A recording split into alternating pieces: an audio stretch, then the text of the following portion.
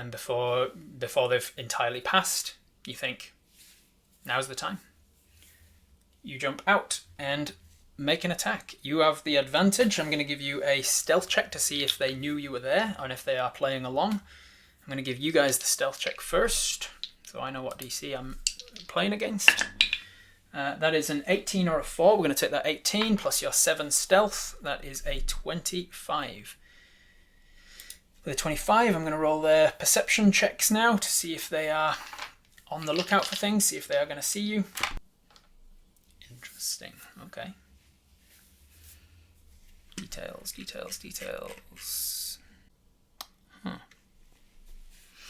Alright. As they draw near, you come out of hiding from the pigsty. You're about 25 to 30 feet from the start of the road, so you're about 30 feet from the horse. You jump out, you see that there are 2 horses. It's 2 horses side by side on a large wagon, a large open-backed but covered wagon. There's a space for 2 drivers essentially on the 2 horses, but there's only 1 person sitting there with reins. That person sitting there with reins is a very large, very impressive, intimidating orc, seaweed dark skin, like slick back straight hair that's brown and just like pulled back into like two ponytails that are kind of like semi braided together down the back, jet black eyes, large tusks, and huge thick fur mantle over his shoulders.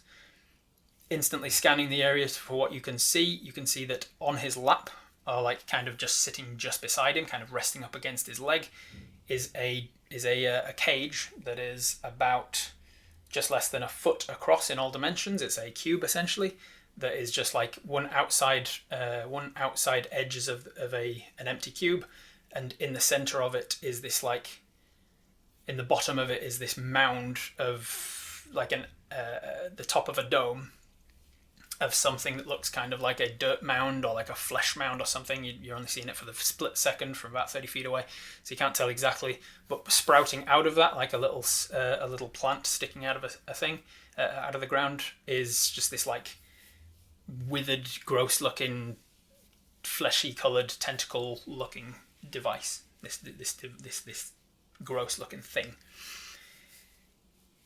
You see that? What's starting? You are in daylight. It is still light out. I'd like to know if we ready the gust of wind potions, wind gust to blow this device off him when he tries to use it. That is a good idea. Maybe you can do so. So just as that, you've unpopped the vial, and you've waiting for the thing. You're like, wait for my signal. You chuck back the gust of wind, and instantly you feel your lungs just fill up with air, like you've just taken a really big deep breath. It's almost to the point where it's a little bit painful. It's not distracting, it's not painful, but it's like, oh, I'm holding a big breath here. And then you breathe normally, but you still feel like it's just there. It's just ready to go, and it's stretching at your chest a little. Then you stepped out, you saw all of that. You can only see 1 orc that's riding the carriage. You don't see any of the hostages who are hopefully, or presumably, in the back of this wagon. The orc that is riding the wagon is the one that is speaking. You can hear his voice speaking. And he's talking to something you don't know. Blow. Are we going to gust of wind right at him in the cage? Speed in there, take the device from them. The horse might be scared of the bear that's just jumped up to the side. You've not jumped out into the path yet. You've jumped up onto a pigsty that's like off 30 feet to the left of the path as he's going. Okay, burp him to death. Let's go. All right, so let's pull up the gust of wind potion. It contains the breath of elemental air. If you exhale the breath, you gain the effect of the gust of wind spell. There you go. Gust of wind spell says it lasts for up to a minute or 10 rounds of combat, but it will drop if you drop concentration on it. So if you take damage, you might drop concentration, etc. So you are concentrating on just blasting this wind out of you. A line of strong wind, 60 feet long and 10 feet wide, blasts from you in a direction you choose for the spell's duration. Each creature that starts its turn in the line of wind must succeed in a strength saving throw or be pushed 15 feet away from you in the direction away from following the line. Any creature in that line of air must spend 2 feet of movement for every 1 foot that it moves when moving towards you. So they're pushing against the wind and it's harder to get to you. The dust will disperse gas and vapour. It will extinguish candles and torches and similar unprotected flames in the area. It will cause protected flames, such as those in lanterns, to dance wildly. As a bonus action on each of your turns before the spell ends, you can change the direction which it's blasting from. So you blast from it and you can charge down and it's blasting this direction, but it takes such a lot of effort for you to like turn that, because there's the wind is coming up and like directing your head in the direction you've chosen. It takes a bonus action to kind of shift it in a different direction. Understood? You pop up, you quickly take all of this in, and then and obviously that's the signal. The other two set off as well. I'm going to have you roll initiative, and we're going to get a surprise round on the orcs that did not see you with their passive perceptions, or even their active perceptions. 9 on the initiative. 9 plus your 4 from dexterity is a 13. For your allies, they got a 13 as well. They would probably have a +1 at most, so they're probably going around about you. And then the enemies, 16, but because of the surprise condition and how I use it, he gets that halved to 8. A 9 halved to 5. That is a 10 halved to 5. And then lucky you got the drop on them because you get to go ahead of them. Chad is saying the belt helps initiative. Is that right?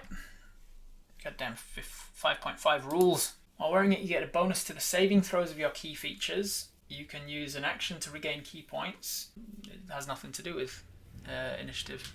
No, the belt has nothing to do with initiative. It just helps your key features. So jumping out, boom, blasting off this signal. Essentially, I'll have the allies go simultaneously with you now, and then they'll get to go ahead of you when we start the proper round. Boom. This means it's going to be a strength check for the horse first. First horse closest to you is going to fail the check. Second horse, it doesn't actually come set with a DC, so I guess it would come with your DC, which would be your monk DC, which is helped by the belt. So your monk DC is 8 plus dex is 12 plus proficiency is 13 is 15 plus the dragon hide belt gives you, it says 16, right? So DC 16.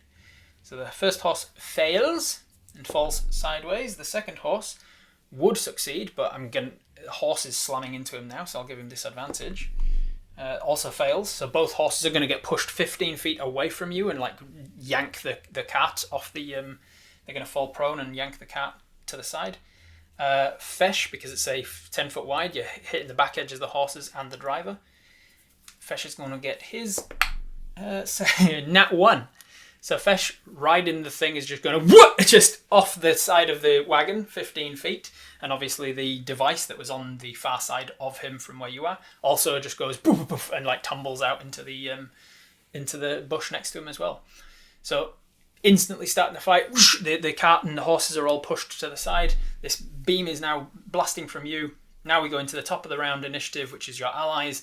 Your allies are going to rush forwards and try and like throw weapons out to the hostages. As Dev runs forwards, she is shouting out. Let's see, who's she going to give to first? To Trenton Petya, I think. Let's see what I said. Trent and Petya both speak some Orcish. Dev taught them it. Tracy's fluent. They don't want to shout it in Orcish though, they're going to know. Swinder's too cautious to make a move.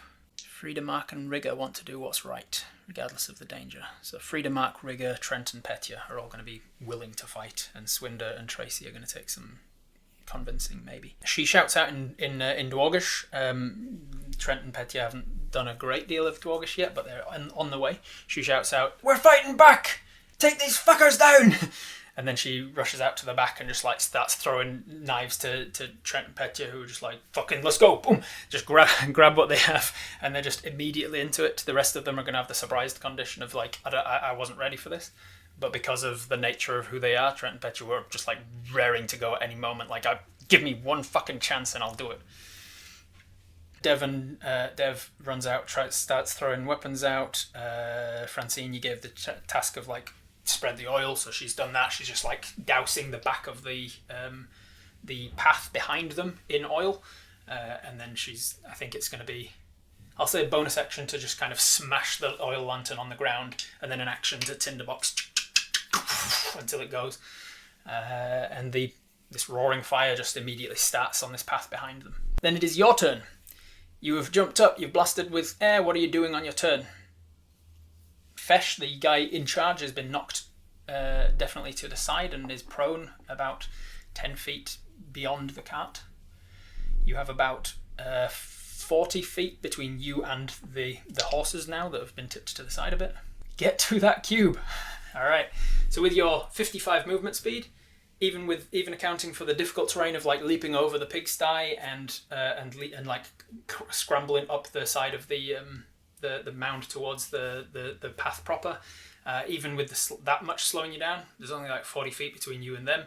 You manage to get to them without an issue.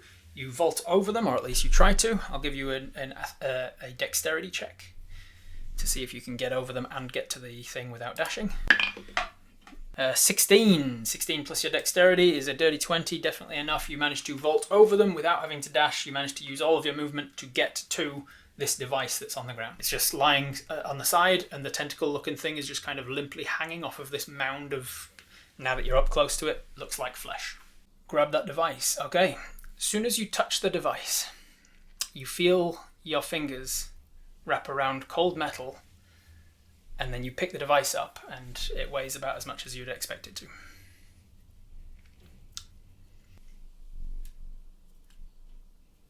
What do you want to do with it? It's a free object interact to pick it up. You've still got your action and your bonus action, and wind blasting from you. Shout to the halflings over your own wind. How do I use this? Can we destroy it? You can certainly try to destroy it. We now have to kick Fesh's butt. What do we do with this device? Turn around and run. Can we point it at Fesh and use it? You can certainly try, if that's what you want to do. Thumbs up if you want to try and use this device at Fesh. Thumbs down if you don't. Definitely a lot of people do, but I think it's coming up more that don't. Yeah, more people don't want to do that than do. So you think about using it and you're like, I don't know how to use it. B, I don't know if it's going to do more than I think it is. I don't know if it's going to backfire. I don't know if it's like got a directionality thing. For all I know, it could point it at him and shoot myself. You're just like, I don't know. We don't know how to aim it. Yeah, it's like a cube, so it could go out of any one of 6 sides. Stow it in our pack. It's way too big to fit in your pack. It's about just under a foot wide in all dimensions, and it's a metal welded cage. Might get cursed if we use it. Exactly, yeah. Might take a part of your soul in order to use it. Throw the cube towards the back of the thing where the fire is. I don't want a hole in my stomach because I've turned the wrong side towards him, yeah. Use it as an improvised club and smack Fesh's head with it. You could definitely do that. You can just wail on Fesh with your actions and stuff now. Throw it towards the lamp oil fire. Can we run it back to the sty and stash it inside and return to the fight? You could do that. You are not in melee range of anybody right now, so there's no opportunity attacks. You can use your action to dash, go back the way you came, get all the way back to the sty, and you would need your bonus action to turn the gust of wind, because it's kind of the gust of wind while being cast from you is dictating which way your head's facing until you use a bonus action to move it. So you can bonus action, turn it around to face the other way as you run back, get back to the sty, and that's your turn, just like getting the thing 45 feet away from the guy. There is also a guy we don't see. Don't throw it away. Needs to be destroyed, throw it in the fire.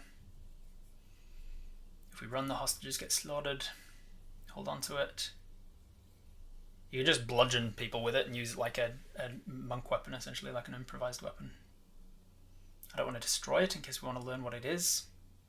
We could have means to track or locate or teleport to it. What if fire doesn't destroy it? All these questions, what's happening in the moment? All right. So just thumbs up, thumbs down on the very first question is, do you want to try to destroy it? We'll decide on how you want to try to do that after, but do you want to try to destroy it? Yes or no? I want to destroy it after the fight. Deal with the danger first and then destroy it. Yeah. Do you want to destroy it now is the question. Like, is this going to be your action to try and destroy it somehow? Grab this tentacle and rip it out, stab it, put it in the fire. You've gotten to him with just your movement. You've still got a wind blasting towards him. At this stage, when he starts his turn, he's going to have to make that strength save or be tumbled another 15 feet away from you. This is the thing that they're using to open the way for the army, and it's dangerous now. It needs to be destroyed now. If we get taken down, the orcs can get it back. It's best to chuck it in the fire and we can figure out the rest later. Alright, 72% of your brain saying, nope, that's not the most important thing to do right now. Almost almost 3/4 of your brain saying, like, nah, that's not the focus. We can destroy it later. So the next question is, do you want to try and hide it now? Run away with it, get it away from them. Thumbs up, thumbs down. Do you want to just get it away from him? In theory, you can dash as a bonus action and an action and get it 110 feet away. Can we tumble him off a cliff? No, you're on the foothills and plains of a mountain range. Yes, no, yes, no, yes, yes, yes, yes, no, no, yes, no, yes, no, no, yes, no, yes, yes. Definitely coming up in the side of yeses more than no's here. You're going to try and get it away from him. Okay. So where are we getting it? There's a few more no's just came in at the very end there that might have tipped it into a 50-50. We're going to have to do this to another poll. It's very tense, these 50-50 polls. The brain is clearly undecided. And away doesn't mean 110 feet. That was just an option. I'm saying you have an action and a bonus action, and you can theoretically dash on both as a monk. 110 feet away, there could be a lot of shadows. It is still daylight. It's still like later into the day. It's probably like 2 or 3 p.m. and it gets dark around 4 or something, 4 or 5 in this part of the world at this time of year. So the sun's getting lower in the sky, but it's still daylight. And there's an oil lantern fire behind the cart now. The best bet might just be to hold it. We're literally blasting people with wind right now. Yeah, if you hold it and you just keep your back away from them, you're like, come get it, bitches. Strap it onto one of the horses and scare the heck out of it so we don't need to leave the area. That's also an option, but it would take some time to, like, you'd have to decouple the horse from the cart and stuff. 67%, 2/3 of your brain says, yes, let's get it away from him. That's the focus. All right, so you've used all your movement to get to it. You're going to use a dash to move away. You're going to use a bonus to shift the direction of your wind, or you're going to use double dash with your bonus as well, which means running with your head in whatever direction you were facing before. I'm terrified of submerging a tentacle gun. Is there anything else you want to do with your bonus action or your action? Because you could dash as your bonus and use your action for something. You can dash as your action, use your bonus action for something, or you can dash as both. You can't redirect the wind without a bonus action.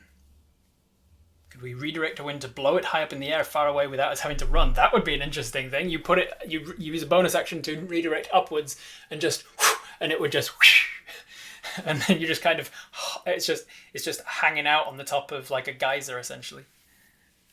But then you're looking upwards and be like, this is fine. I'm not exposing my throat to orcs. Throw it. You could just throw it behind. You could, yeah, I'd allow that to replace one attack. Like use it like a thrown weapon, just like fucking yeet it up to 60 feet away, depending on how well you throw with your attack action. You can kick people to keep them away. We dash around the back of the wagon. I wonder if the other 2 orcs are there. If they aren't, it could be that they went back to the orc army because they've blasted enough room for an army. Good question. You don't know if there's orcs in the back or not. Use the wind to knock over the attacking orcs. Distance does not matter when they can teleport. We need to take them out. They can only teleport in the shadows, apparently, from what you've heard anyway. Blow to yeet it behind us. Alright, I'm trying to work out how I'm putting these... You've got lots of thoughts in your neurons firing at once. I'm trying to work out how to put them in some sort of an order of like how to vote on this. Okay, I'm going to put it to a poll and come up with 5 options. Here are the options. It's throw it, use your gust of wind to blow it, or throw it, blow it, or run it. Or go it. Go it, blow it, or throw it. We have shadow right at our feet. They could get right to us where they like. Use the breath against the enemy. We can harm or hinder most with it. How long does the wind last? Up to 10 rounds or until you drop concentration. We need to keep a hold of it. If they teleport, we can't stop them. If we eat it, they teleport to it. Don't yeet it. Ooh, we've got 49% of you wanting to yeet it, 34% of you wanting to run with it, and only 17% wanting to blow it away. So we don't have a majority. We're going to go again. The new way of doing Twitch Tales, where I'm not selecting a single person to make all the decisions on a particular turn, that has worked pretty well up to now. In this fight, it's very much worse to have gone through trying to get you guys to decide on something because you're all so in different minds as to what to do with it. How far do they teleport? We don't know. We've never seen them teleport. We've heard secondhand that they can teleport in the shadows. Not us. We're never indecisive.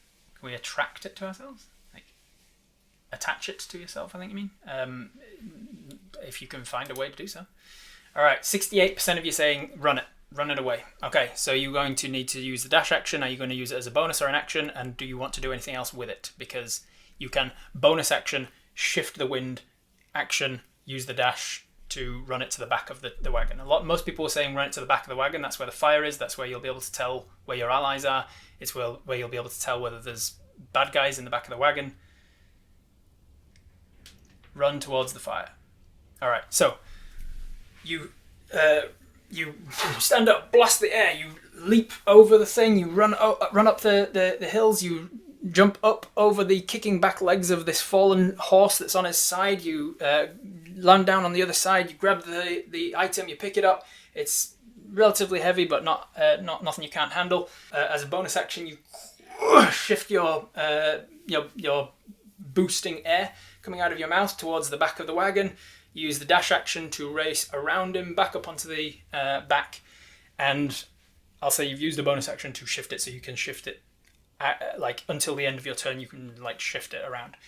You get to the back of the wagon. You're standing by the fire with your back to the fire. You're holding the item. You're blasting air down the side of the wagon towards Fesh, and you're able to look off to the side. You're blasting air this way. The back of the wagon is here, and you can see in the back of this wagon. Sure enough, there are 8 hostages in there. I did say 8, didn't I? 1, 2, 3, 4, 5, 6, 7, 8. Yeah, there are 8 hostages in there, and one orc that you can see that is very much like the sort of stature as the dead one and the one that you killed on the stairs. It is a male orc, full blood, larger, jet black eyes, and is very startled and has this surprised condition and is like, what the fuck is happening? That's your whole turn. Chug that fire resistance and stand in the fire. Genuinely a possibility. Okay, that is your turn. It is now Orc number 1's turn. Correct? Yes, Orc number 1's turn. That is Fesh. Fesh is going to start his turn in the line of sight of your gust of wind because you used a bonus action to sort of reposition it. He is going to make a strength save from prone. I don't think he's going to fail that. So he starts from prone, having been knocked off the thing. He's completely disoriented. What the hell? He stands up and he just tumbles again and another 15 feet back from you. Now that he's tumbling through dirt and not just falling onto the ground, I will actually roll him a little bit of damage there. Bam. He takes a little bit of damage from tumbling. That's his action. That's the start of his turn. What is he going to do? He is going to, if he's now 15 feet from you, he's 30 feet from you, so he's about 45 feet away. I think he can do that from here. That is a 60 feet thing. Sweet, so he can do it. He stands to his feet from 45 feet away. He's going to slowly move towards you. He's going to push through the wind. He's moving towards you. He can only move 15 feet back, so he basically goes to where he was when he stood up, and that's all of his movement.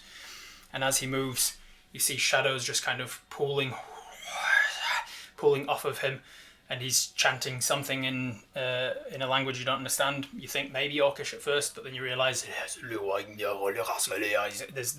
there's weird vowels and consonant sounds in there that don't sound Orcish. And then he puts his hand out towards you, and you see the shadows that are sort of flickering and dancing from the flames just kind of wrap around you and try and hold you tight. He's casting Hold Person on you, and you need a Wisdom saving throw. Wisdom save, 18. Yeah, boy. 18 plus 3 from your Wisdom is a 21. That is enough. The shadows kind of whip around you, but then the wind that's distracting him and the flames, the light that he's looking into to get to cast it, it's not strong enough. You manage to avoid being paralyzed by the spell. Bonus action, he needs to be able to do that, but he can't when he's not in darkness. So he's going to do the offhand instead.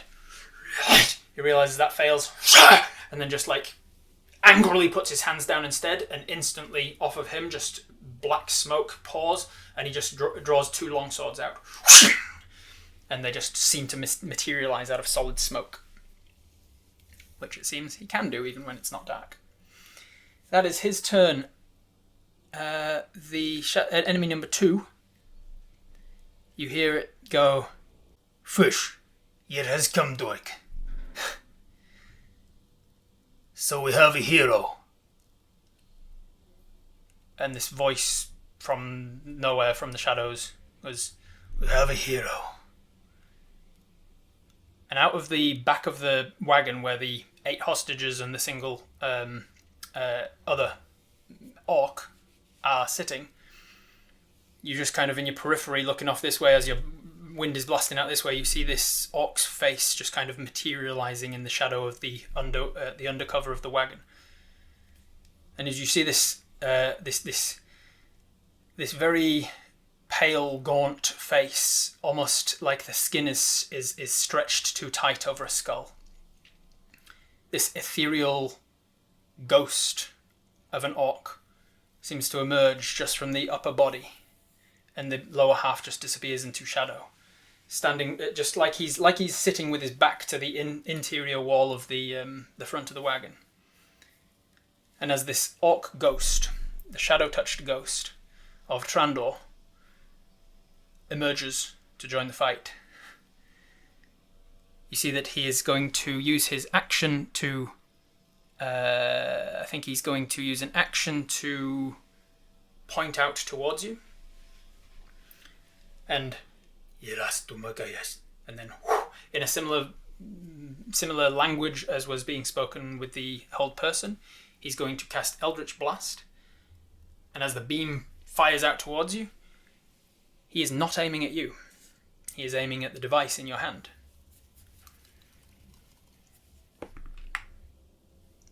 And with that roll, he's definitely going to hit 20-something. He hits the device in your hand. You see some of the metal just kind of hit with the impact of it, the force damage. But he has the Eldritch Warlock invocations that allow you to push or pull with your Eldritch Smites. And he hits with the Eldritch Blast and is going to try pull it 10 feet towards himself. So you need to make a strength saving throw to hold on to this thing as he yanks it out of your hand from afar. Strength saves are your strong suit with a -1 strength, but you are proficient in them, so you get a +3. So +2, it seems. Alright, so +2 total to this strength save, and it's basically going to be against his spell save DC. That is a 10. 10 + 2 is 12. His spell save DC is more than that. It's not high, actually, but it is more than that, isn't it? Let me just double check it to be sure. It is more than 12. Do you want to use your Lucky Clover to re-roll it, or your hero point to guarantee that you succeed on holding it? Belt. What about your belt? Your belt doesn't do anything. I read your belt out earlier. It adds to your key saves. Your key save, instead of being 15, is 16. So when you are trying to stun people, knock people out, push them, and they are making a saving throw against it, they have to make a 16 rather than a 15. Your wraps would give you extra strength. You didn't activate them. Use the Lucky Clover or the hero point. Yes or no? You feel it. Your grip on it is slipping. You're not strong enough. You're going to lose this thing, and it's going to get dragged 10 feet towards him. Yes, reroll. All right. So using the last lucky point for the day, your last Lucky Clover disappears. We're going to reroll that. Strength save 2. That Lucky Clover has been useless. That is absolutely useless. So as it leaves your hands, it whips it out of your hands and 10 feet towards him, towards this shadowy ghost that's in the back of the van. He drags it 10 feet towards. It doesn't get all the way to him, but it gets towards the front of the back entrance of the wagon. It lands down between all of the hostages, and everybody kind of looks at it. And immediately everybody kind of like leaps forwards to try and grab it. At the same time, however, because of the initiative the way it is, you're not going to hero point and Lucky Clover on the same thing. It's a reroll or a hero point. We'll save a hero point for something else. You can always use that to dodge out of the way of what's coming if it comes. that is his action. He does get another Eldritch Blast as well, so he goes one on the thing, one on you. He's going to send the other Eldritch Blast towards you. Thankfully for you, that's going to miss with a... Yeah, that's terrible. Single digits. So it sends off towards you, just disappears into the fire behind. He's going to use a bonus action to... He's going to do a similar thing. He's going to summon a shadowy weapon, but the weapon he summons is a long shadowy glaive that doesn't even fit into the wagon that he's in. You see the top of this glaive just kind of sticking out the top in this ethereal, shadowy way. Bonus action to summon his shadow glaive. Action to make Eldritch Smite. That's all he can do for now. He's not going to use his movement, which means it's on to enemy number 3, which is the Mook. That is Kakrok. Kakrok is the first to grab the item from the other hostages that have been thrown weapons. He's going to grab the item, free object interact. He's going to turn around and point it towards, let's see. I think you're the biggest threat. Makes sense to go for you. He points it towards you and just kind of focuses down. He needs to make a check to see if he knows how to even use the thing. He rolled high enough on the dice. And thankfully for you, has a -2 modifier on his intelligence, which takes him from high enough to not quite high enough. And he aims it towards you and doesn't know quite how this thing works, because it's never been in his hands before and he's only ever seen Fesh use it. So he knows roughly what to do with like pointing it and like activating it, but he's never done it, so it just is not. He's not smart enough to work it out, and he just ends up pointing it at you. That is his action, unfortunately. Eldritch bonus action to summon scimitars, but now he's holding this thing. He's just going to summon the one. He just lets go with one hand and just summons a scimitar in one hand, and it just becomes this like it's almost like a cutlass for him. We'll laugh at him once he's dead, and we're not. Alright, that is his turn. Back to the top of the round. The allies get to go. The allies, let's fucking pile them on. Dev is just immediately going to jump at him and take a strike at his inner thigh with a knife. 19. She almost crits. They almost crit. Francine has thrown the thing. She's now going to grab out some more weapons, like the cleavers and the pokers and stuff, and just kind of throw them. Fight! Fight! You need to fight back! Fight them! We can do it! The other 2 are dead! She's going to attack as well. Damn! Allies. That's going to be a 13, which is his armor class. It's exactly just enough to hit Francine. So Dev first with her d4. That's only 1, unfortunately, plus her modifier. Then Francine for another 4 in her modifier. That'll probably be a +1, so that's 5, 6, 7. 7 points of damage to him. Not enough to take him to wounded yet, but they stab. A couple of free object interacts. The Trent and Petio are ready to go, and they are going to definitely make attacks at this guy as well. Just like stab, just fucking trying to kill him. Roll for attacks first. Ooh, they're not in great positions, unfortunately. It seems that is a 6 and a 4. Maybe they're a little bit weak from a day of shifting rocks and rubble. Neither of those are gonna hit. Oh, he does have the surrounded condition, which does now give them advantage on all attacks. It was a 6 and a 4. I re-rolled. I got a 2 and a 3. Not great. Is the paylock in the back of the cart? Yeah, the Mook is just in the back of the cart with the rest of the hostages. And now he's surrounded by all these hostages who are trying to stab. But they can't quite get purchase from being in the wagon with him. They're like climbing over each other to try and get him. Did Francine and Dev get advantage? No, because they went first, so they attacked before the rest of the allies were actually contributing to the fight. Let's see who else is going. Oh, the Azan is definitely going to jump in. You see that one of them looks like a just stunningly beautiful dark-skinned humanoid woman, like a kind of human in their build and features and things. But she's got these like golden glow to her eyes, and there's just this faintest light golden light above her head. She is an Azan, or my version of an Asima, and I've put down that she is definitely wanting to do the right thing regardless of danger, so she's going to jump in as well and just try and like grab this guy and do something to him. I think Mark as well. Mark was, when I rolled him up, I got that he was virtuous, friendly, and fearless, and he's like, yep, I got to do the right thing. So they are both going to make attacks as well. Try and like grapple him or attack him or something. Frida is going to hit. Mark is not, but with advantage. Let's see if they do. Yeah, actually, it does turn them both into hits. So they're both going to hit. Let's just roll damage for these ones. That is another 4, 5, 6. That's 6 onto the 7 from before. It's 13. Not quite enough to kill him, but he is looking pretty badly bloodied now. 13 damage to the mook in the back. That's pretty much all of your allies for this round. The rest of them are still kind of like, oh fuck, what's going on? It's back to you. What are you doing on your turn? You don't have the device anymore, but you still have Gust of Wind pointing at Fesh, who is making his way back towards you. You can tell he's got spellcasting now. He's just drawn weapons out. The ghost in the back of the wagon has drawn a ghostly glaive out as well. Can we close our mouth a little to narrow the jet of air? Focus it on just the orcs. You're not currently...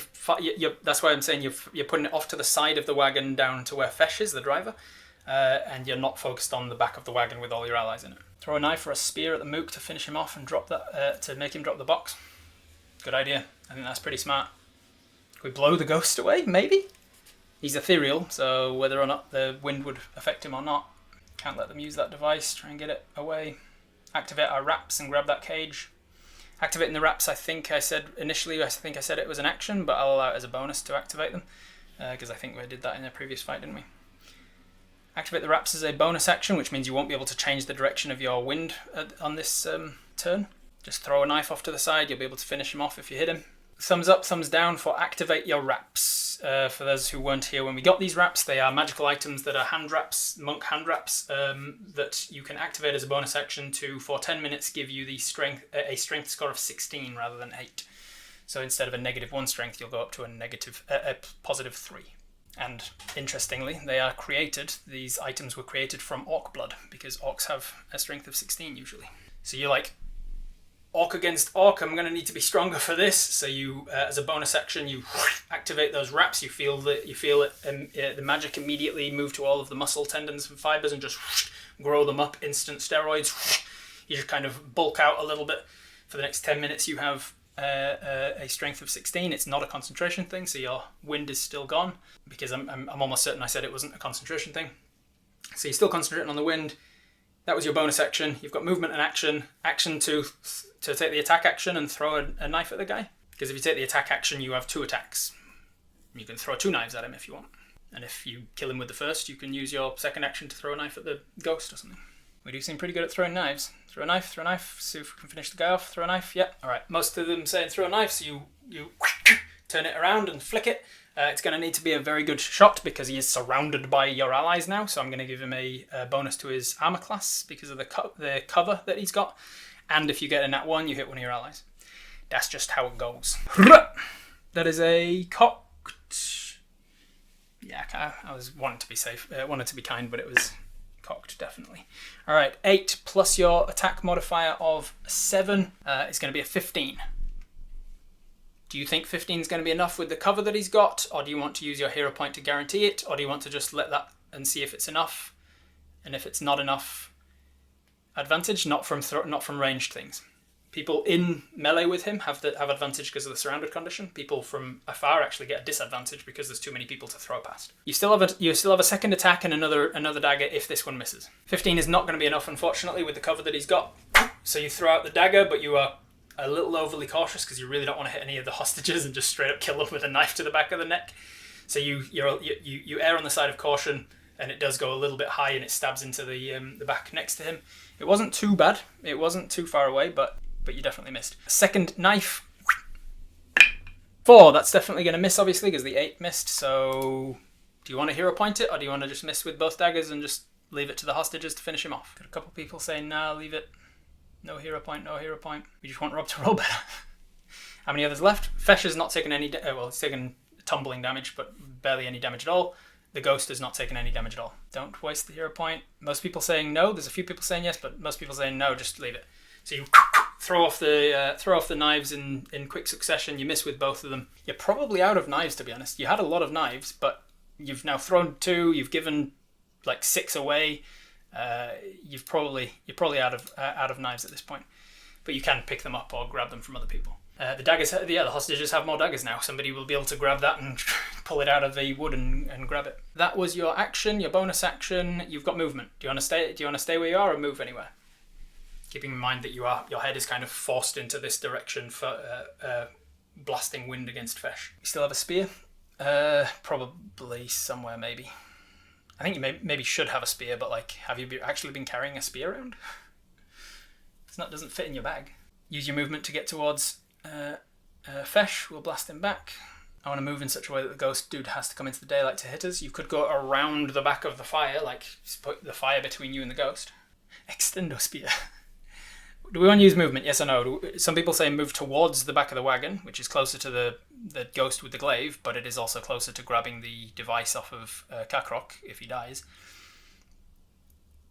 Do you want to move towards Fesh so that you can keep him in the blast and blast him further and further away from the rest of his allies? Do you want to move away from them all, just to put distance between you and them? Or do you want to not move at all and just stay with your back to the fire?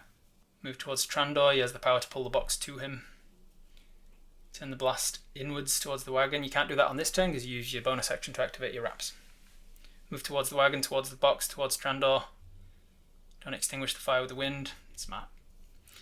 Move towards the wagon. Most people saying towards the wagon, so you move towards the wagon, you close the gap, you're now right up against the back of the wagon, you are within reach of Kakrok and most of your allies, and you're standing shoulder to shoulder essentially with Dev.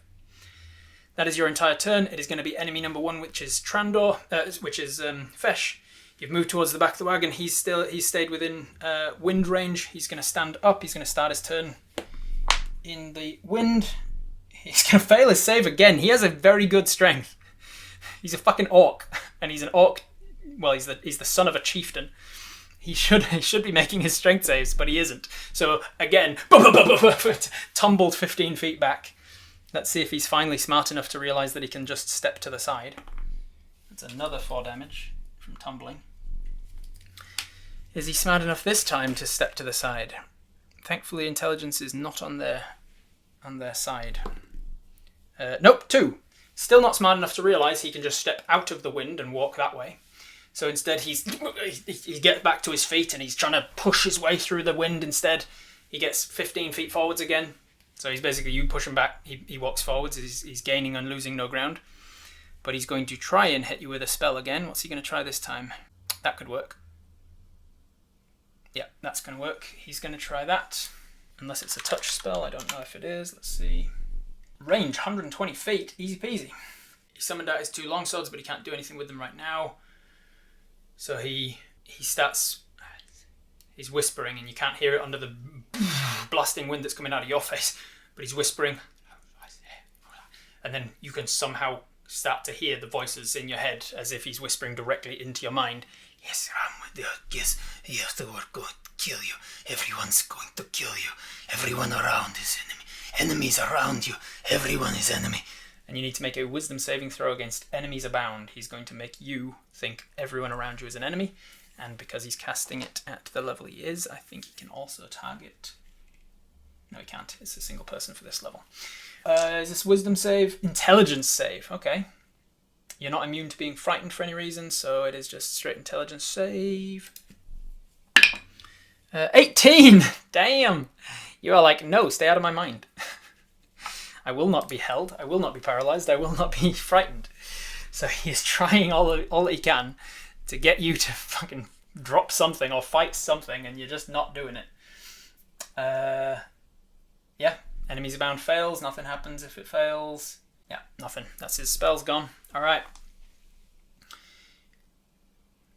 You hear this thing and you start to see Dev. You're like, there's a part of you that just feels like, off in your peripheral vision here, you feel like Dev's about to just like come and stab you in the back of the leg with the knife, and you have an instinct of like trying to defend yourself against that, and then you push through and you're like, no, we're fighting you, and your brain is too strong to succumb to it.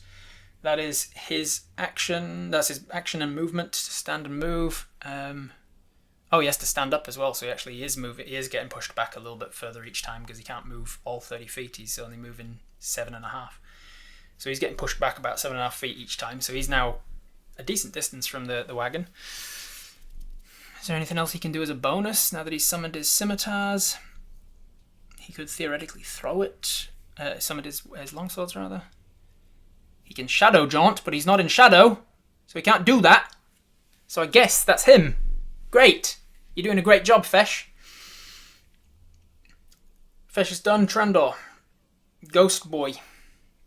What's he got? What can he do? He can't use the device, thankfully, but he can certainly attack. He is going to... Now that you've moved up to the back of the wagon, he can definitely hit you with range from his glaive. He brings it down, just like cutting through it, because it's like an ethereal glaive coming through a mortal plane, and it's cutting through all of the different people that are in the wagon with him. He just comes down towards you and strikes down. Isn't he in direct wind? No, you deliberately are forcing Fesh to take the wind effect, not anybody else. Because otherwise all your allies would be getting wind blasted into the back of the wagon as well. The ghost is going to take a strike at you with an ethereal eldritch glaive. Fuck! I mean, great! That is going to miss. It seems like he just... He brings it round for the multi-attack. He's going to take his second attack at you. That one's going to hit with a 22 to hit. Reaction to deflect, redirect. You're going to try and redirect it, so at the last second all of the ethereal ghostly blade becomes tangible right at the very tip. It's going to try and hit you. You can try and use that to redirect it. Basically your redirect says you can redirect any attack that contains a component of bludgeoning, piercing and slashing. And thankfully for you there is a component of this damage which is slashing damage. And so you can redirect it. Rules as written, even though it's an ethereal ghost sword, ghost glaive. He's going to hit you. How much is that going to do? He's going to deal this much in that, this much in slashing, which is 12 points of slashing and an additional 3 of necrotic. So that's going to be 15 total. So you're going to redirect, and if you can reduce it from 15 damage to 0, you take no damage. You redirect with a d10 plus your level plus your dexterity, which is 6 and 4 is 10. So a d10 plus 10. d10 plus 10, you need to roll a 5 or more to take no damage from this. That's a 9.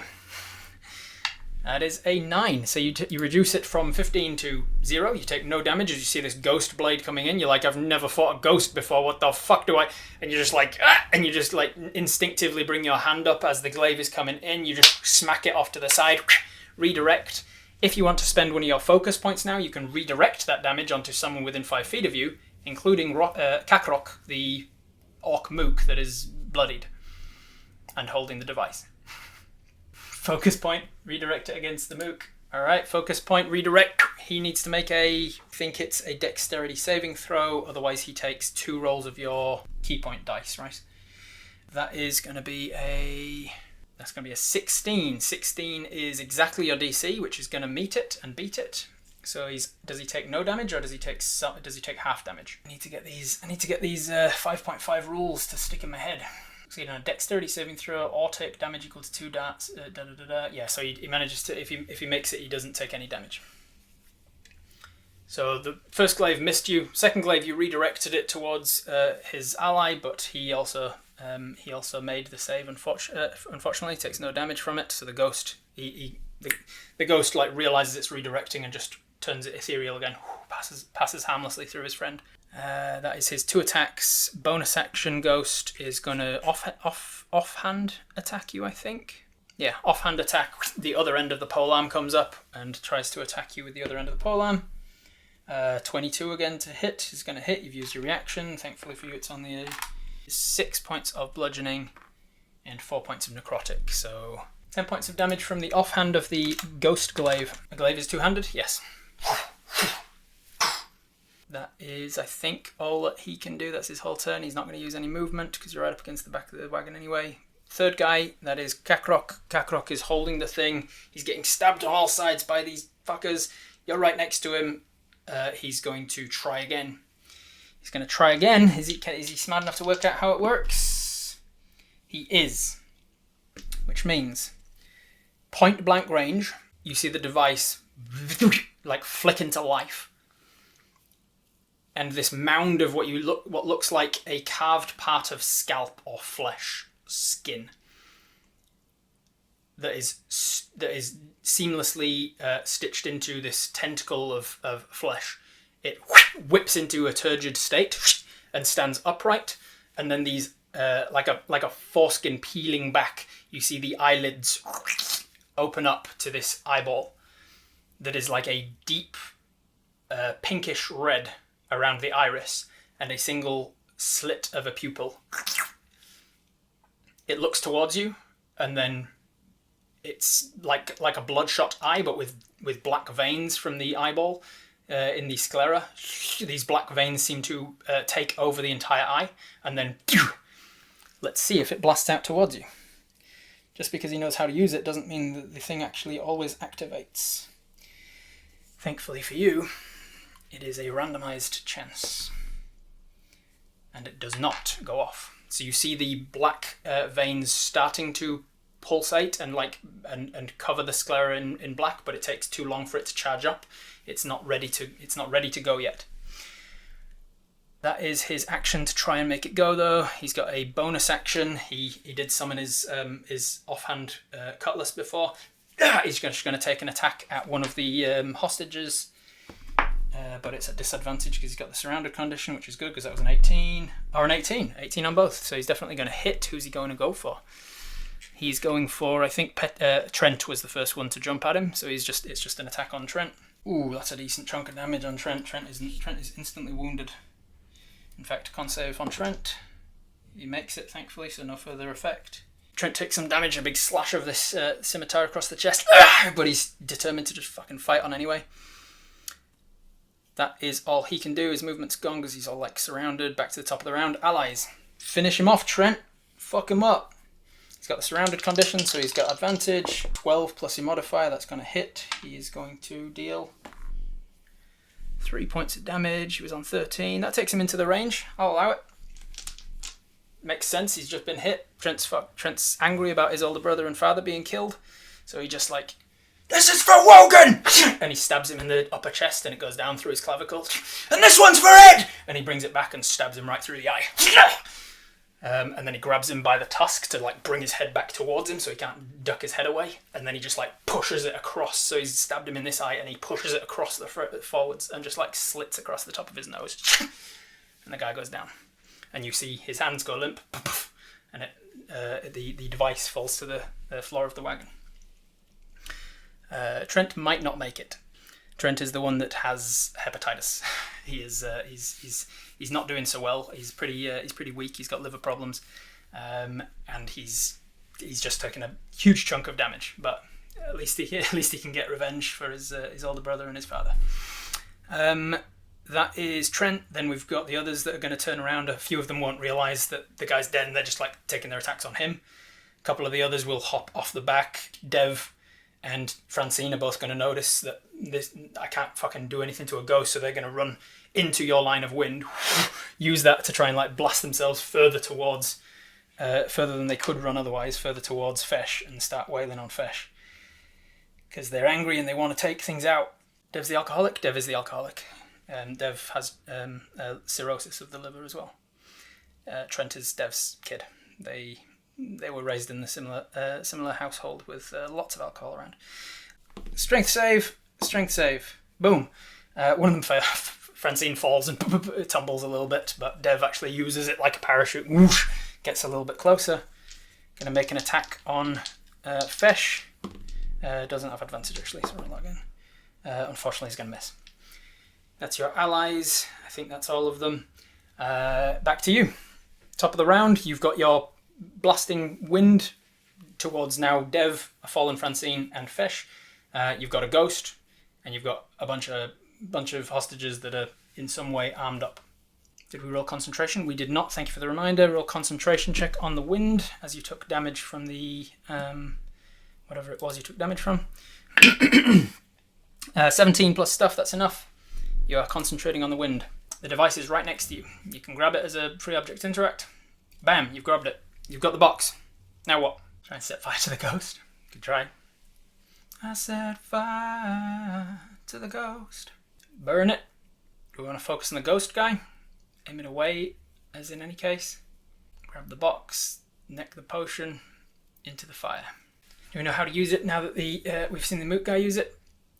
You, in the same way that he's seen Fesh use it a lot of times and he couldn't work out either, every time you fail to work out how to use it, it gets a slightly lower DC to work it out the next time. So you've already considered using it, but you don't know how to use it, you'd still have to roll for it. You might be lucky enough to just know how to work it immediately. Alright, put it in the fire, yes or no? We've got a lot of people saying put the box in the fire. Thumbs up, thumbs down. This thing is absolutely cursed and I want no part of it. Directly into the fire. I set fire to the eye. Let's see what happens as it burns to dust. Grab knives, throw them at Fesh. Alright, most people saying yes, put it in the fire. So you are up against the back of the wagon, you've grabbed this thing, free object to interact. I'll say one of your attack actions is to make the throw action. You just kind of throw it behind yourself towards the fire because you are focused with your wind, you can't change direction. You just kind of throw it back towards where you know the fire is. You're not going to miss, it's a big oil lantern fire and you can feel the heat from it. You throw the oil, it goes ting, ting, and you can hear that it is behind you, roughly where the fire is. Unless you want a bonus action, turn the direction of your wind to see, you won't know what's happening to it. It doesn't screech in pain or anything like that. From the fire, how far from the fire is the ghost guy? He's about 6 feet of the wagon, plus another about 6 feet-ish. So he's about 12 to 15 feet from the fire. Let's throw an Eldritch infused weapon into a fire. Might work. So you've taken the attack action to just kind of throw it that way. You've still got one attack easily, and you've got a bonus. We can attack the ghost guy. You're getting up onto the back of the wagon to get in range with him. Do we have a dagger left? Now that you walked up to the back of the wagon, you can pull out one of the daggers that you missed with earlier and just like yank it out of the wood and use that. Attack the ghost, attack the ghost, attack the ghost. Alright, so you grab one of the daggers out and you throw it at the ghost, hoping that it will hit. Tell me, monk. Stunning strike. Empowered strikes. There we go. Empowered strikes. Whenever you deal damage with an unarmed strike, it can deal your choice of force damage or whatever the normal damage is. But it has to be done with an unarmed strike. So if you throw a dagger at this ghost, it will just be a regular ghost. It will just be a regular piercing damage, which might do some damage to him or it might do nothing because he's a ghost. He's either going to be immune to it or resistant to it. Do you want to roll the dice and see if he's immune to it or resistant to it, or do you want to get up and attack him with an unarmed strike instead and do force damage, which you know will do damage? Use that force. Alright, so you grab the dagger out. You kind of use the dagger as like a way to get up into the wagon. You use it to lift yourself up. Then you pull it out as you sort of hunched over a little bit. Walk over to this ghost who's in the back of this wagon, just like facing off. He's a big motherfucker. And you can see right through him, and he's got this like this malice in his eyes of like enjoying what's about to happen. And as you walk forwards, you just pull out with this open hand strike, just try and slap him across the face or punch him in the throat or something. And then you choose with your empowered strikes, you turn it into force damage. He's probably a little bit confident that you can't do anything to him because he's a ghost. And you're like, watch me. Wham! Alright, let's dice cam. Nat 20! Nat 20, alright. So with your force empowered strike, you hit him for a d8 plus 4 plus another 8, so a d8 plus 12. D8 plus 12 damage. And I rolled an 8 on it as well, so that is a 20 points of damage. The maximum you can do from a single strike. You hit this ghost for 20 points of damage. I need to check if he's actually... Unfortunately, it didn't take him into the range of his hit points, so you can't just... That would be an epic way to just finish him in one go. Didn't hit him into his range of hit points, so you can't just kill him with a single strike, unfortunately. But another crit like that might do it.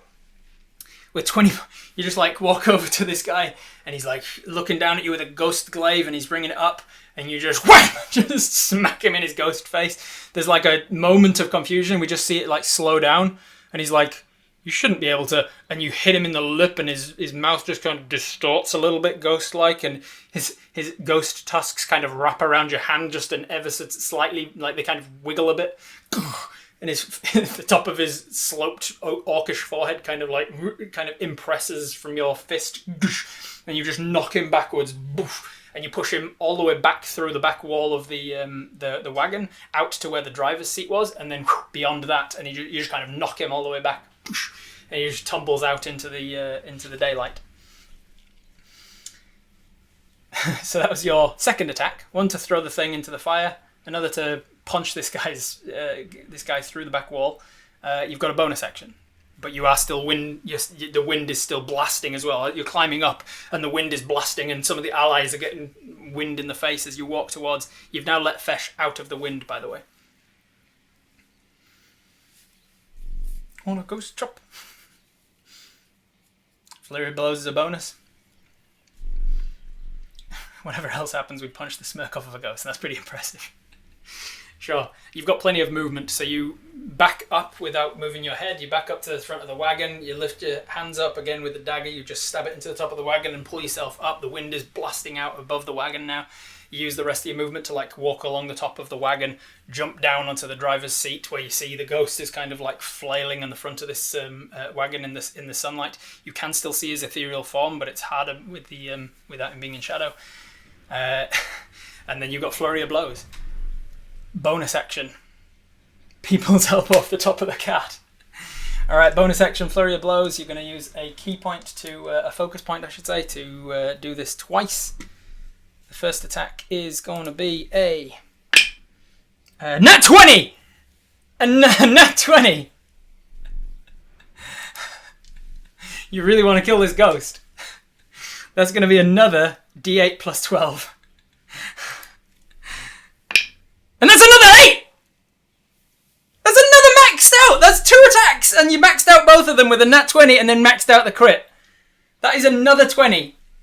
That is 20 points of damage, followed by another 20 points of damage on a ghost with your fists. I'm glad I'm using a dice cam for you, because there's no way that you'd believe me. Because you've spent a key point, you're going to Flurry of Blows it. You get to attack again a third time. 18 plus stuff is still going to hit.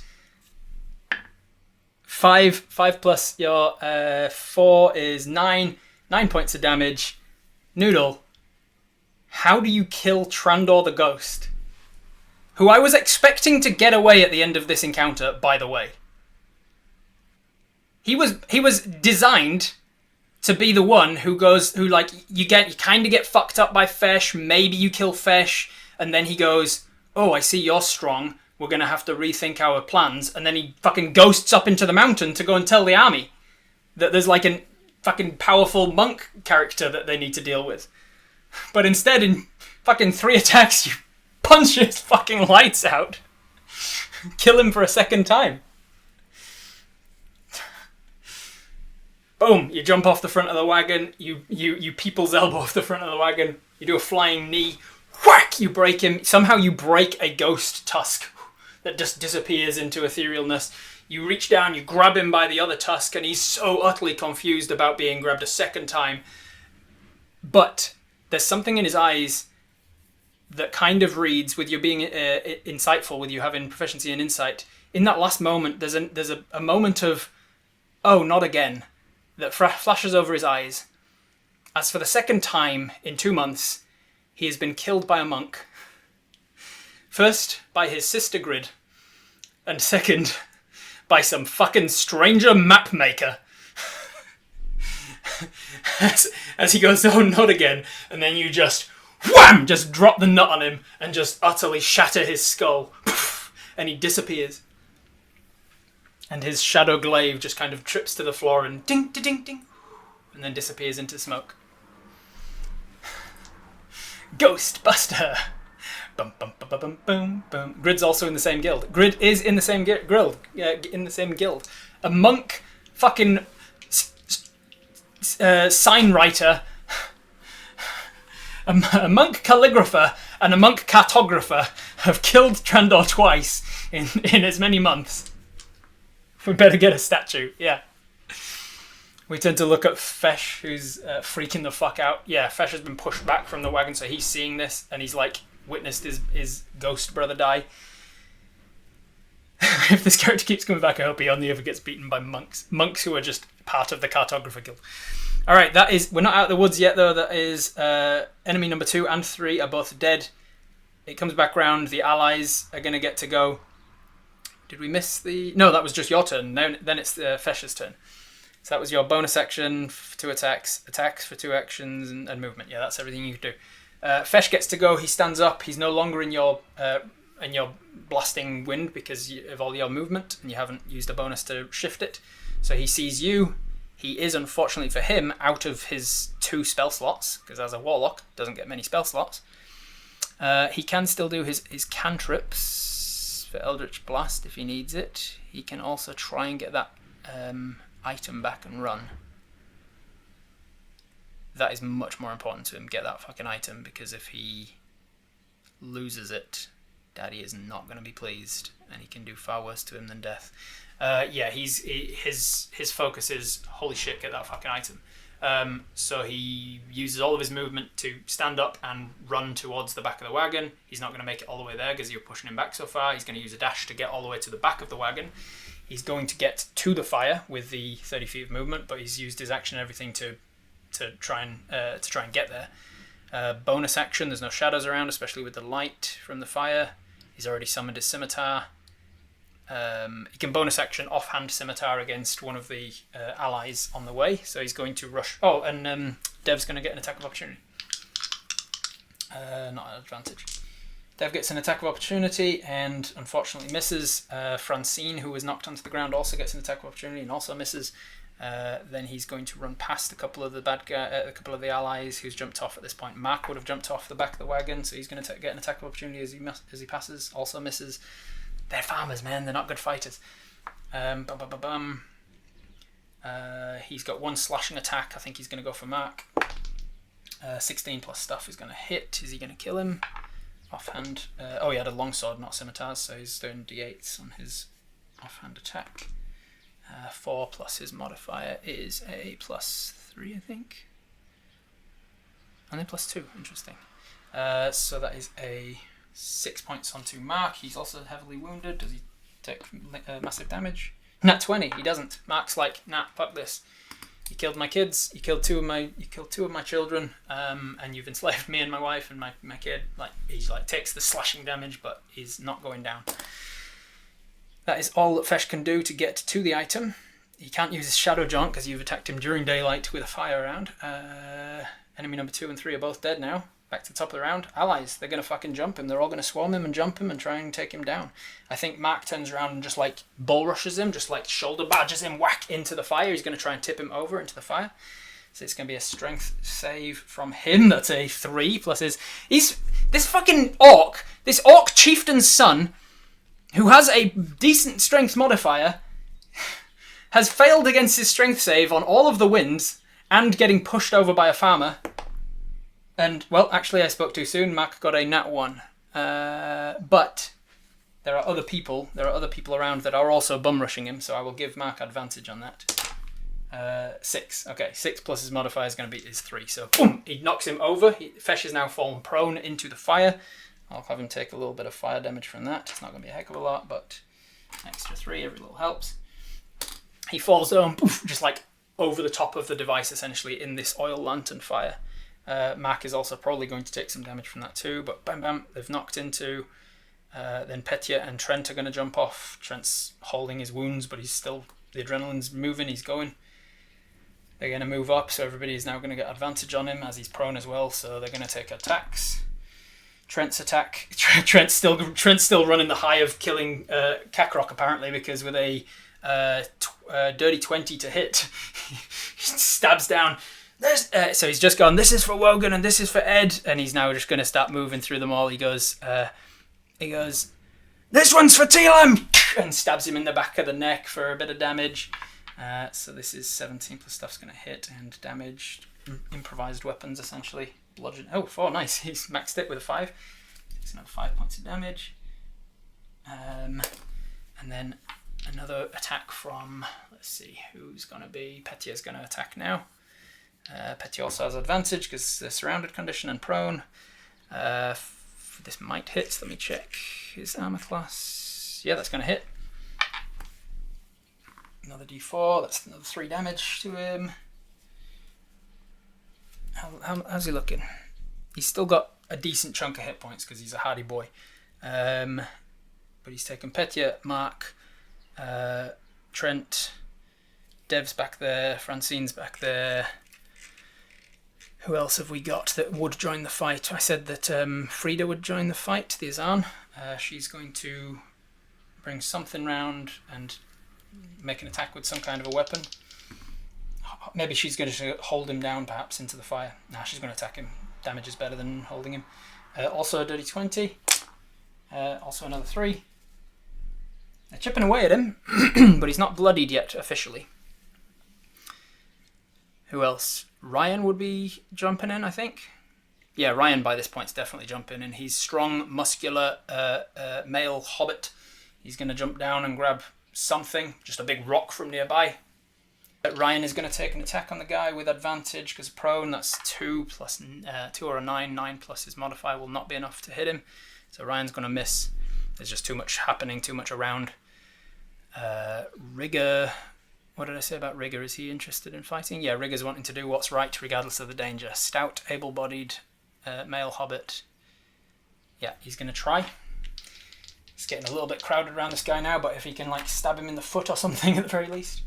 That is going to be 15 to hit, which will be just miss.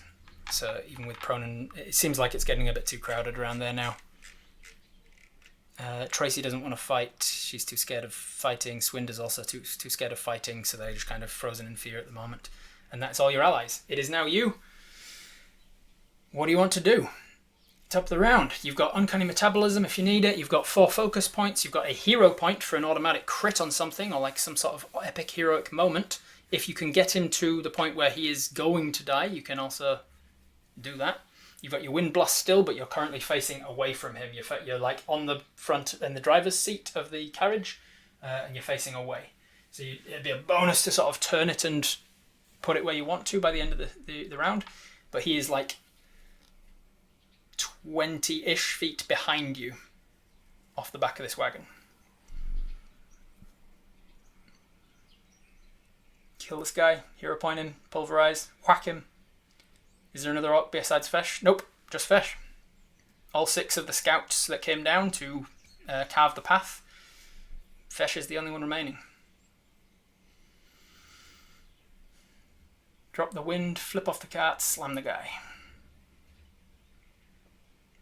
Means to just attack. Alright. If you just want to choose to drop the wind entirely, you can just drop it and then you don't need to bonus action change the direction of it. You don't need to worry about moving without changing your direction. You can just choose to drop it and then you can do attack, bonus action flurry, and if by the 4th one he's not dead, you can hero point that last one and try and finish him off.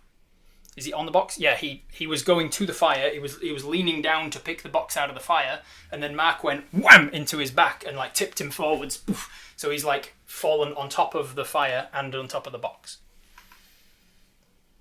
Drop the wind. All right, so you just stop concentrating on the wind. You let the last remnants of the air leave your lungs. You feel as the elemental nature of the arcane magic is extinguished. You've somehow opened a mini portal in the bronchioles of your lungs to the elemental plane of air, and was just constantly feeding it from that. And you turn that off. Then you've got your whole turn. You turn around with your movement and acrobatics. You can easily get up and on top of the wagon. You rush across the top of the wagon, leaping off of it. You can make 4 attacks with a flurry of blows. First attack. You have advantage because you're going to be making it in melee, so you're dropping on top of him and he's prone and he's surrounded. You just kind of shout, "Get back! Give me some space!" Something. And you jump off. Oh, double knee in the back. It's funny as well because I talked about him being a hardy boy, but that just made me think of the old WWF wrestling with the Hardy Boys, where they do like a swanton bomb off the top of the ropes. You do one of those, essentially. All right, let's see if you hit and how epic it's going to look. Dice cam. Advantage because prone. That is a 10 or a 19. So close to a crit. All right, so with the first attack, you land on him for 8 points of damage. With the second attack with advantage, that is a dice goblin face, which is a crit. That is another crit. Oops. Tray only.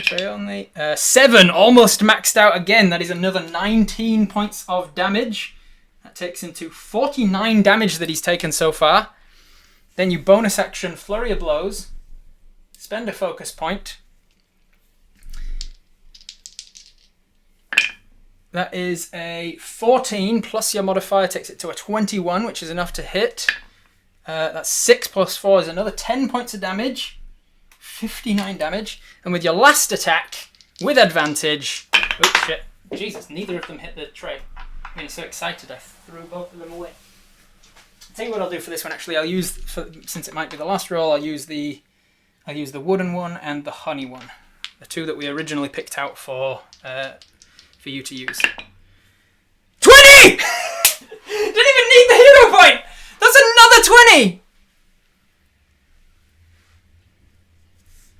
Can't be serious! There's another 20. And a d8 for 2, so that is another 14 points of damage. Taking his total to 73 hit points.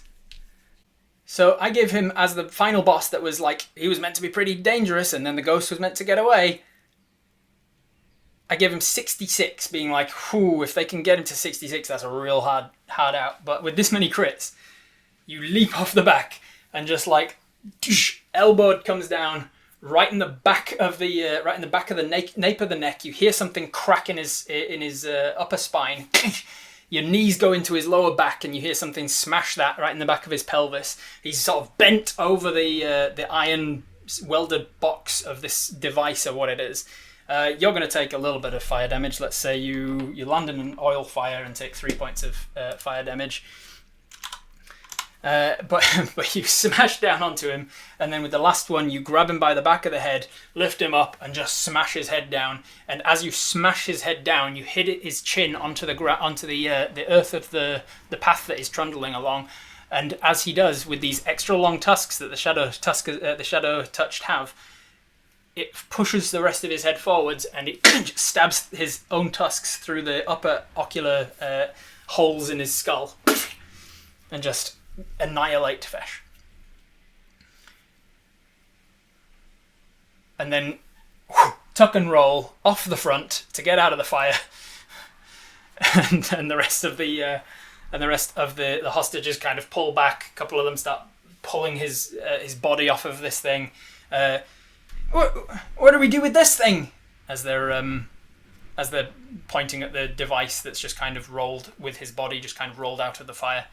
You look back at it. The fire doesn't seem to have affected it in any way, shape, or form. Whoa, what are we doing with this?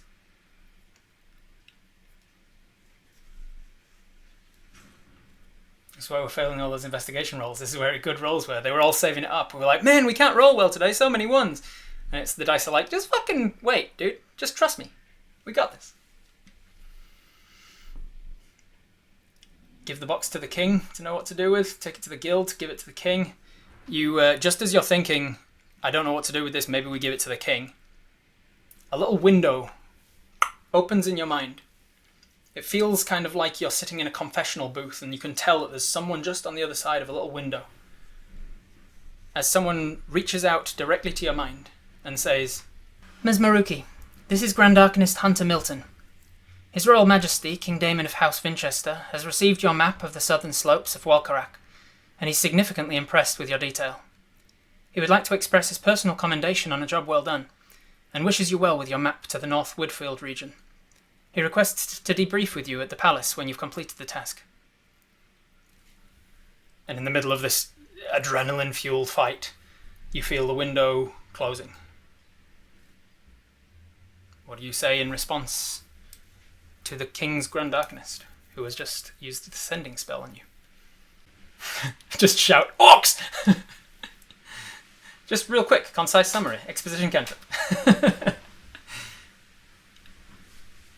Yeah, we found orcs north of Whitfield on the Buckethead farm. That they are coming down through the mountains. They found a weapon of destruction to disintegrate rocks, and they can. Orcs have found a way down. They're coming. They're bringing an army. They have a disintegration, and then you feel like it closes off, and the rest of them look around and say, "What was that? What's that about?" As Dev is just like stabbing this guy in the back of the neck. What were you talking to somebody? Just over and over. That should work. It was a lot more than 25 words, because in my game you can upcast sending to get extra words, and the Grand Arcanist has plenty of spell slots. Just decompressing, you say. Dev, I think you got him, eh? Yeah, can never be too sure. You've seen that they can come back as a ghost, right? At this point, she's like a third of the way through his neck. You realise, with essentially a meat cleaver from a kitchen, she's trying to decapitate this guy, just in the off chance that it stops him coming back as a ghost later. Just imagine us only wildly victory whooping into the transmission. Dev is a firm believer in double tap. Indeed they are, yes. You know what? Good call, Dev. Keep at it. The King's Arcanist just made contact with me with a spell. I was responding to that to let them know what we found. They'll want to know about the army ASAP. And as the stunned faces of the hostages whom you have saved, you know what? I'll give Trent one roll, high or low. See if he survives it. See if he survives his injuries. 19. He does. Mark also took a big slash there. Does he survive it? 17. He also survives it. He managed to survive every one of the hostages without any casualties at all. And as the camera kind of pans back from that moment, as it leaves you there in the lowering sunlight of the last day, knowing full well that the orcs have been sent down to carve a path, and that they have carved a pretty decent path, knowing that there's an army on the way, but knowing that the king is now aware of it and might be able to deal with it. As we wonder what's happening in the next adventures of Noodle's life, that is where we're going to end the Cartographer campaign. Thank you very much for joining me for the campaign, everybody. It has been an absolute pleasure. Well, that's it for Noodle, I suppose. I hope you enjoyed the... Wait, what's this? Oh, an after credits scene. And as the credits finish rolling, the sound of buzzing insects is a constant drone in the background of the symphony of noises that is a jungle.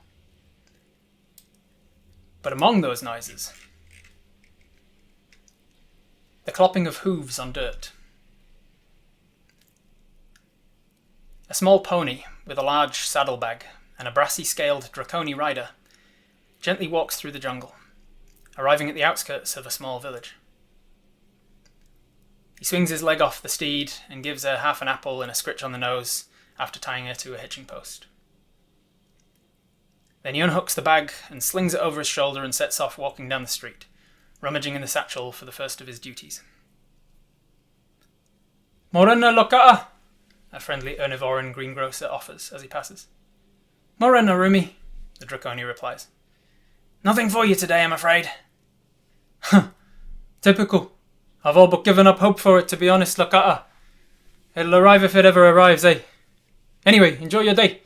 Share this with Bess, will you? And Rumi throws the postie an apple. As Lokata takes a big bite of the apple, he continues on down the street, pulls out a small parcel of envelopes bound together with brown string, and knocks on the door of a small cottage. A young brown-furred Ernivoran woman answers. Morning, Ms. Maya. Her eyes widen in excitement.